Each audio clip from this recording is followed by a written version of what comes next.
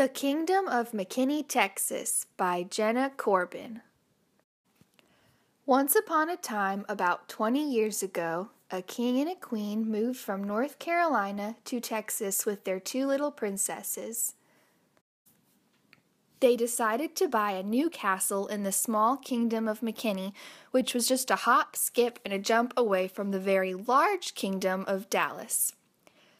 McKinney had very few roads, only one grocery store, and one high school, one middle school, and only a few elementary schools. The new castle that the royal family lived in was surrounded by other newly constructed castles that were also home to many royal families. The two little princesses loved to play outside with all the other little princes and princesses, and the king and queen loved to socialize with the other kings and queens. Everyone was very friendly and made an effort to get to know all the other royal community members. As the two little princesses grew older, McKinney kept getting bigger and bigger.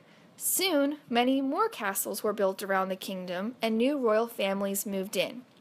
New schools, grocery stores, restaurants, roads, and shops were constructed to accommodate all the new royal queens, kings, princesses, and princes. Soon, the queen and king realized that they no longer knew all of their neighbors.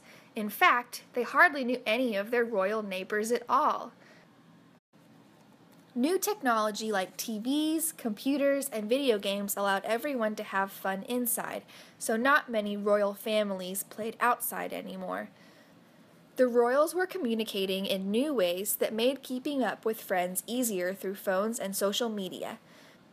The new technology also made the royal community feel much safer by knowing that emergency help was just a phone call away.